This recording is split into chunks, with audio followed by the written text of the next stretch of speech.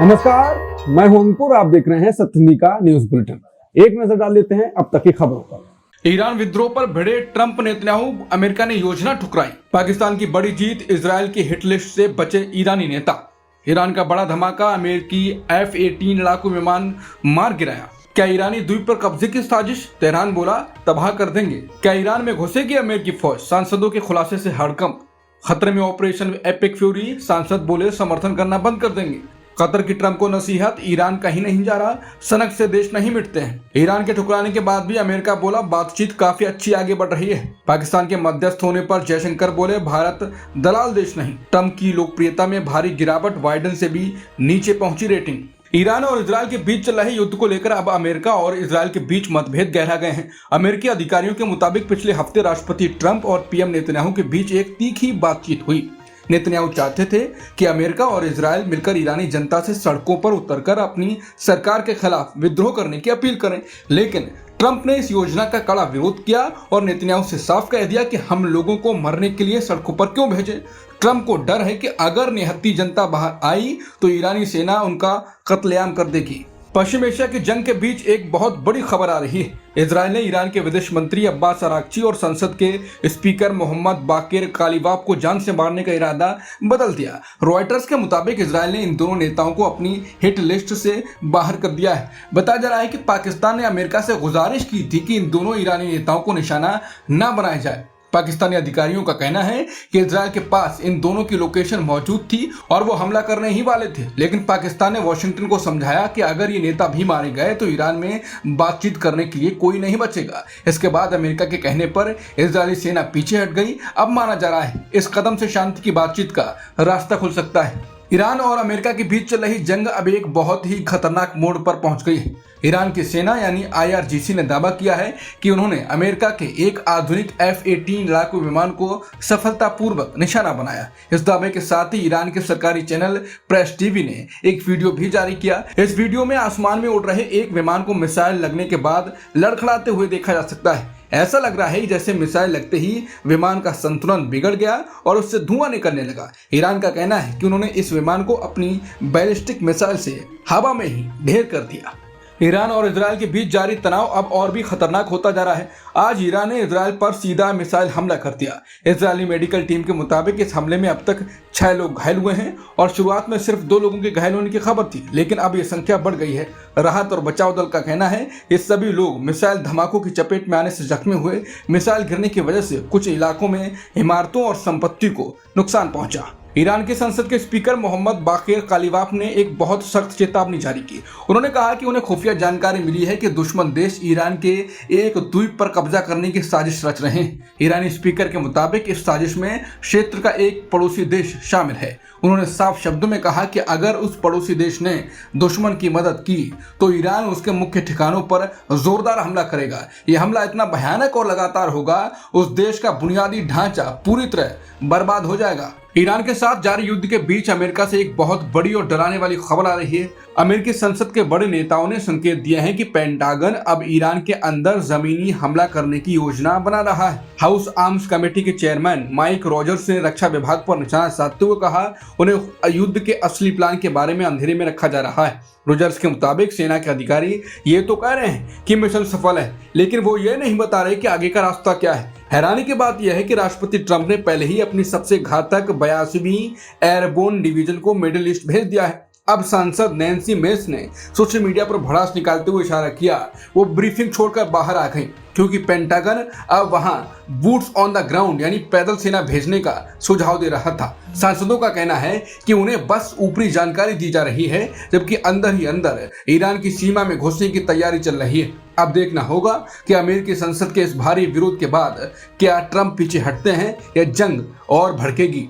House arms committee के chairman mic Rogers का कहना है कि सरकार उन्हें युद्ध की सही जानकारी नहीं दे रही। सांसदों को इस बात का डर सता रहा है कि अमेरिका गुपचुप तरीके से ईरान की धरती पर अपनी सेना उतारने की तैयारी कर रहा है। सांसद नैन्सी मेस ने तो यहाँ तक कह दिया कि जनता को जो बताया जा रहा है और सेना जो कर रही है उसमें जमीन आसमान का अंतर है। विपक्ष के नेताओं का कहना है कि सरकार का असली मकसद ईरान को पूरी तरह बर्बाद करना है, लेकिन सरकार के पास इस मकसद को हासिल करने का कोई साफ मिलिट्री प्लान नहीं है। सांसदों ने चेतावनी दी है कि अगर सरकार ने सच नहीं बताया तो वो इस युद्ध का समर्थन करना बंद कर देंगे।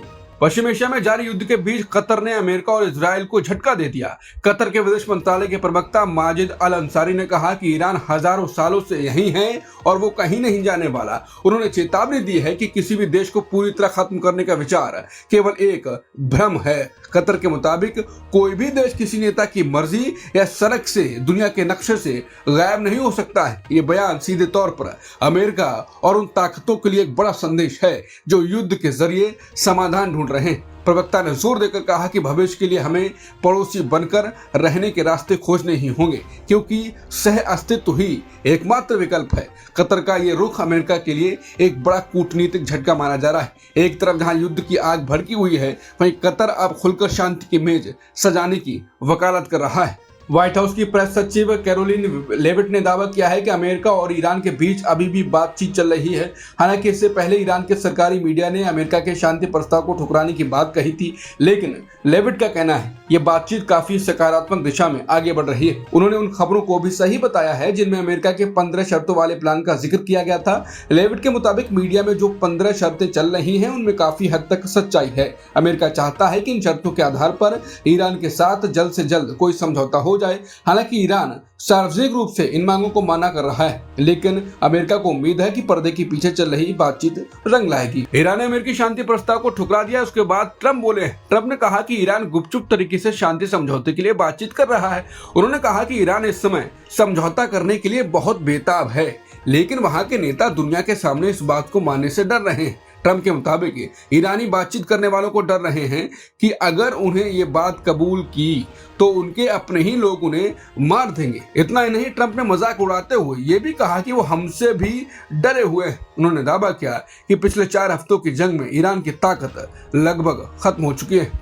पश्चिम एशिया में चल रही जंग पर अमेरिका से एक बहुत बड़ी खबर आ रही। अमेरिकी हाउस स्पीकर माइक जॉनसन ने दावा किया है कि ईरान के खिलाफ उनका सैन्य अभियान ऑपरेशन एपिक फ्यूरी अब अपने आखिरी पड़ाव पर है। जॉनसन के मुताबिक अमेरिका ने इस मिशन के लिए जो भी लक्ष्य तय किए थे उन्हें लगभग पूरा कर लिया है। उन्होंने बुधवार को एक प्रेस कॉन्फ्रेंस में कहा यह युद्ध अब बहुत कम समय में पूरी तरह खत्म हो जाएगा। जॉनसन ने यह भी साफ किया कि ट्रंप प्रशासन और रक्षा विभाग का इरादा इस मिशन को जल्द से जल्द समेटने का है। हालांकि मिडिल ईस्ट में हजारों नए अमेरिकी सैनिकों की तैनाती पर उन्होंने एक अलग दलील थी। उनका कहना है कि सैनिकों का वहां होना और जमीन पर सीधे जंग लड़ना दोनों अलग बातें हैं। भारत के विदेश मंत्री एस जयशंकर ने पाकिस्तान के मध्यस्थ बनने के दावे पर सर्वदलीय बैठक में जवाब दिया।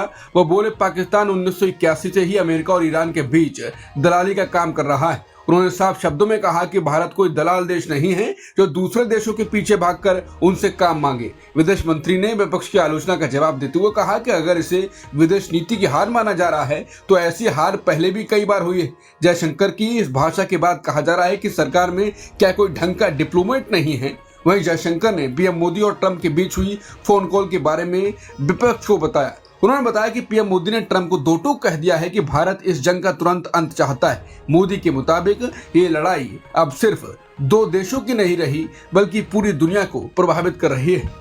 ईरान और अमेरिका के बीच चल रही जंग को लेकर अमेरिकी जनता का मूड अब बदलता दिखाई दे रहा है। एक ताजा सर्वे के मुताबिक 10 में से 6 लोगों का मानना है कि ईरान के खिलाफ अमेरिकी सैन्य कार्रवाई अब जरूरत से ज्यादा हो गई। सर्वे में शामिल केवल 26% लोगों ने इस हमले को सही ठहराया है।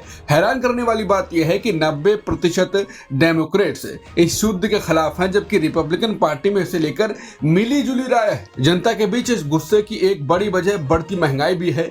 करीब 67% अमेरिकियों का कहना है कि सरकार को तेल और गैस की कीमतों को बढ़ने से रोकना चाहिए। इसके अलावा 62% लोग इस बात के सख्त खिलाफ हैं कि अमेरिकी सैनिकों को ईरान की धरती पर जंग लड़ने के लिए भेजा जाए। अमेरिका से राष्ट्रपति ट्रंप के लिए एक और परेशान करने वाली खबर है। रॉयटर्स के एक ताजा सर्वे में ट्रंप की लोकप्रियता गिरकर अब तक के सबसे निचले स्तर पर पहुंच गई है। फिलहाल केवल 36% अमेरिकी ही उनके काम से संतुष्ट नजर आ रहे हैं। इस गिरावट की सबसे बड़ी वजह पेट्रोल की बढ़ती कीमतें और ईरान के साथ छिड़ी जंग को माना जा रहा है। सर्वे के अनुसार 28 फरवरी को ईरान पर हुए हमले के बाद से जनता का मूड बिगड़ने लगा है। हैरानी की बात यह है कि अर्थव्यवस्था के मोर्चे पर भी ट्रंप की रेटिंग जो बाइडेन से भी नीचे चली गई है। केवल 25% लोग ही मानते हैं कि ट्रंप महंगाई को सही संभाल रहे हैं। खुद रिपब्लिकन पार्टी के भीतर भी अब लोग महंगाई को लेकर अपनी ही सरकार से सवाल पूछ रहे हैं। जनता का मानना है इस युद्ध से अमेरिका और ज्यादा असुरक्षित हो गया है। अब देखना होगा कि गिरती रेटिंग और बढ़ती महंगाई के बीच ट्रंप अपनी रणनीति में क्या बदलाव करते हैं। मिडिल ईस्ट के युद्ध और गैस संकट के बीच आम जनता के लिए एक बड़ी राहत वाली खबर है। उपभोक्ता संरक्षण प्राधिकरण यानी CCPA ने होटलों और रेस्टोरेंट के लिए एक सख्त एडवाइजरी जारी की। सरकार ने साफ कह दिया है कि खाने के बिल पर गैस सरचार्ज का या फ्यूल चार्ज के नाम पर एक भी पैसा नहीं वसूला जा सकता है। दरअसल कई जगह गैस की कमी का बहाना बनाकर ग्राहकों से खाने की कीमत के ऊपर अलग से पैसे लिए जा रहे थे। वॉचडॉग ने इसे नियमों का उल्लंघन और ग्राहकों के साथ धोखाधड़ी करार दिया। अथॉरिटी का कहना है कि गैस, बिजली या दुकान का किराया बिजनेस चलाने का हिस्सा है और इसे खाने के दाम में शामिल होना चाहिए। अलग से कोई भी नया नाम देकर ग्राहकों की जेब काटना पूरी तरह से गैर कानूनी है। आंध्र प्रदेश से एक बहुत ही दुखद खबर सामने आ रही है। प्रकाशम जिले के रायावरम इलाके में आज सुबह सुबह एक भयानक सड़क हादसा हो गया। यहाँ एक बस अनियंत्रित होकर दुर्घटना का शिकार हो गई। बस में कुल 41 यात्री सवार थे, जिनमें से 13 लोगों की मौके पर ही जान चली गई। हादसे की खबर मिलते ही प्रशासन की टीम मौके पर पहुंची और राहत कार्य शुरू किया। अब तक की खबरों में इतना ही। बाकी खबरों के लिए बने रहिए सत्य हिंदी के साथ।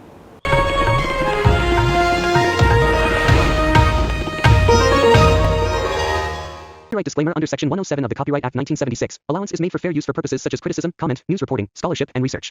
Fair use is a use permitted by copyright statute that might otherwise be infringing.